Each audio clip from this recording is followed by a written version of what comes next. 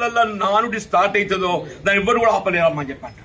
ఇలా ప్రజల నోళ్ళల్లో నానుడి స్టార్ట్ అయింది, ఇలా రేవంత్ రెడ్డి పోవాలి, కేసీఆర్ రావాలి అన్నటువంటి నానుడి ఏదైతుందో ఇలా ప్రజలు ఆరంభమైంది. మీరు ఎక్కడ పోయినని చెప్పంటున్నారు. నేను గ్రామాలు పర్యటిస్తుంటే మన వసంత గారు ఎక్కడ అందరం బీఆర్ఎస్ సార్, మళ్ళీ కేసీఆర్ రావాలి సార్ అని అడిగాక నేను ఆశ్చర్యపోయిన. మరి ఇన్ని రోజులకి ఎక్కడ పోయినా ఎప్పుడు కలవలేదు, ఇప్పుడు ఏ గ్రామం ఏదైతున్నదో. అంటే నిజంగా చెప్పంటున్నా హరిచరణ్, ఇటువంటి ఒక వేదిక ఏర్పాటు చేసి పాత మిత్రుల కలయిక నువ్వు దేన్ని అన్న ఏమని బాబు చెప్పంటున్నా. మళ్ళీ నేనేదైతుందో నాకు రాజకీయంగా ఇది ఒక నూతన అధ్యాయం అయినప్పటికీ కేసీఆర్ గారితో కలిసి ప్రయాణం చేయడం ఒక గొప్ప అనుభూతి అని చెప్పంటున్నాను.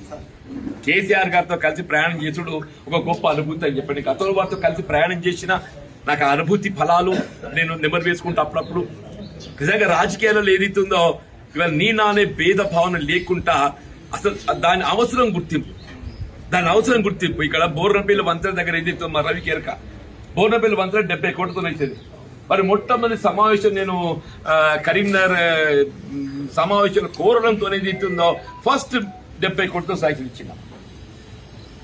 అదే కాదు ఇవ్వాలని చెప్తున్నాను నేను. అందరి వల్ల మొన్న ఎన్నికలు వచ్చేవరకల్లా నేను సీసీ రోడ్ వేసిన, నేను డ్రైన్ కట్టిన, ఇదిగా అచ్చా ఇంతవరకు ఏదైతుందో కాంగ్రెస్ ప్రభుత్వం వచ్చిన తర్వాత నువ్వు మంజూరు చేయబడ్డ నిధులతో వేసింది ఒక్క రోడ్డు చెప్పా మా శివకేశ్వరం ఉండడానికి అన్నెరక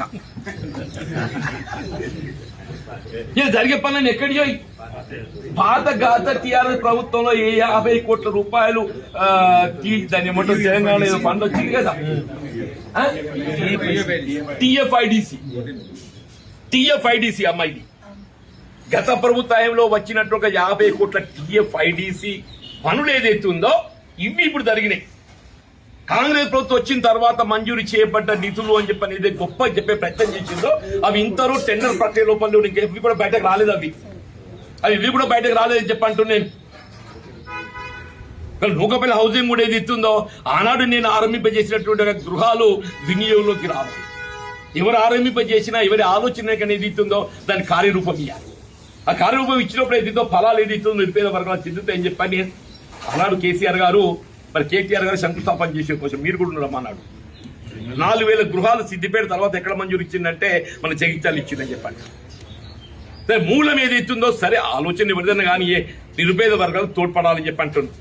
వీళ్ళ జగిత్యాల పట్టణమే కానీ ఈ ప్రాంతమే కానీ వీళ్ళ కేవలం ఇది ఉత్తర తెలంగాణ ప్రాంతానికి పరిమితం కాదు, యావత్ తెలంగాణకు దిక్చూచి అని చెప్పంటున్నా. ఇది యావత్ తెలంగాణకు దిక్చూచి అని చెప్పంటున్నా. కాబట్టి వారు కేసీఆర్ గారు ఏదిస్తుందో జగిత్యాలలో బహిరంగ సభ ఏర్పాటు చేయాలని చెప్పి తలంచి వారి వీళ్ళ జగిత్యాలలో బహిరంగ సభ ఏర్పాటు చేసి తలంచడానికి కారణం ఏదైతున్నదో వీళ్ళ ఏ ఉత్తర తెలంగాణకు జగిత్యాల ఏదైతుందో నడిగడ్డ ఇది ఏదైతే దిక్కు భావిస్తామో ఉత్తర తెలంగాణ యావత్ తెలంగాణకి ఏదైతుందో ఇది మార్గదర్శనం కాబోతుందని చెప్పండి. రేపు 20 తారీఖు సమావేశం ఏదైతుందో యావత్ తెలంగాణ ప్రజానికే మనం గమనిస్తున్నారు అసలు ఏం కాబోతుంది జగిత్యాల. వాళ్ళు ఒకప్పుడు ఏదైతుందో 78లో జగిత్యాల చైత్ర యాత్ర చెప్పండి, అది జగిత్యాల చైత్ర యాత్ర చర్చలు ఉండమ్మా. ఇప్పుడు కేసీఆర్ గారి యొక్క చైత్ర యాత్ర ఏదైతుందో మళ్ళీ చర్చకు రాబోతుందని చెప్పండి. జగిత్యాలలో కేసీఆర్ గారి చైత్ర యాత్ర ఏదైతుందో మళ్ళీ చర్చలకు రాబోతుందని చెప్పండి. ఏదైనా ఇందులో భాగస్వాములు కావటం మనందరి యొక్క అదృష్టంగా భావించాలని చెప్పంటున్నా. నేను కేసీఆర్ గారితో కలిసినప్పుడు మీరు కూడా ఉండమ్మా సాక్షి. నేను వాళ్ళతో చెప్పాను, ఒక్కరికి చెప్పాను, మీతో కలిసి ప్రయాణం చేసుడు ఏదైతుందో ఒక విధంగా నా కర్మ సిద్ధాంతాన్ని నమ్ముతాను, నేను దేవుడు చూపిన మార్గం అనుకుంటాను చెప్పి తప్పకుండా భవిష్యత్తు లోపల ఏదైతుందో తెలంగాణ రాష్ట్ర పునర్నిర్మాణం కొరకు భవిష్యత్తు కేసీఆర్ గారు ముఖ్యమంత్రి కావడమే దానికి ఏకైక మార్గం అని చెప్పాను.